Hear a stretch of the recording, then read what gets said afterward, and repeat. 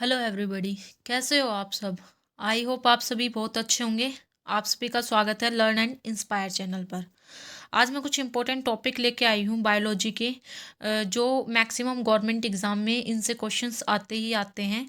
जैसे first topic की अगर मैं बात करूँ तो है क्लासिफिकेशन ऑफ ऑर्गेनिज्म, और हिंदी में बोलते हैं इसको जीवधारियों का वर्गीकरण।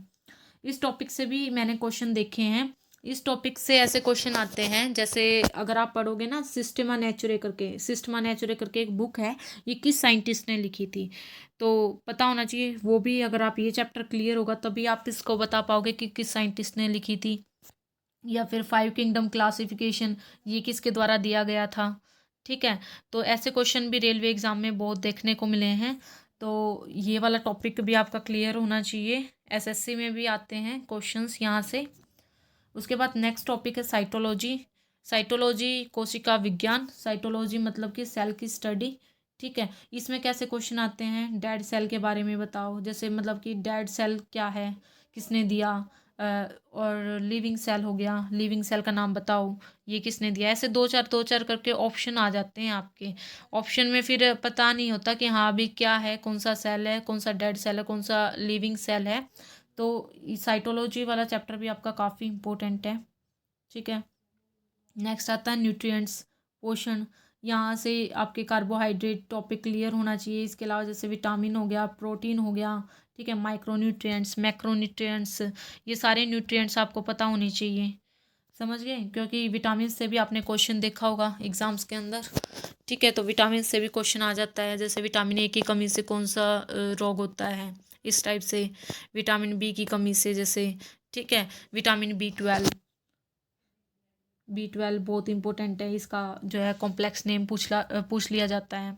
ठीक है, इसके अलावा नेक्स्ट आता है आपका मानव रोग, ह्यूमन डिजीज़। ह्यूमन डिजीज़ कैसे आते हैं इससे क्वेश्चन, जैसे कि पायरिया है, पायरिया किस अंग को प्रभावित करता है। ठीक है, इसके अलावा आपका अगर मैं बात करूँ, हेजा हो गया, हेजा किस अंग को प्रभावित करता है। इसके अलावा इसमें कुछ जीवाणुओं के नाम भी पूछे जाते हैं कि हाँ भी किस जीवाणु के द्वारा होता है। ये भी कुछ आपको बैक्टीरियल और वायरल डिजीज़ भी याद होनी चाहिए। इसके साथ साथ ये तो बहुत इंपॉर्टेंट है, मानव डिजीज़ वाला चैप्टर, मानव रोग वाला। ठीक है, मलेरिया, जैसे कि मलेरिया किस अंग को प्रभावित करता है।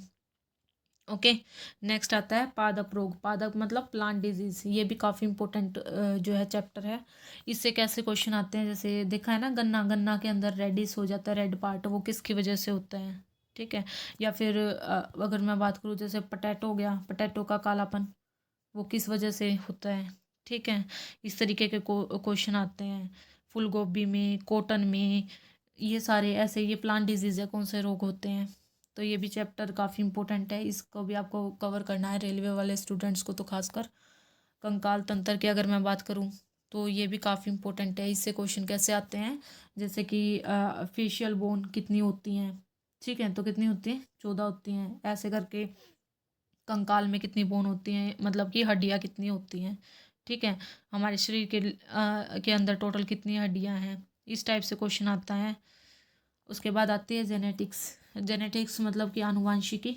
इसके अंदर कैसे क्वेश्चन आते हैं, क्रोमोजोम पूछ लिया जाता है, जैसे ह्यूमन बीइंग के अंदर कितने क्रोमोजोम होते हैं, इस तरीके से। ठीक है, रैट के अंदर बताओ, कैट के अंदर बताओ, ऐसे क्रोमोजोम नंबर जो है आते हैं।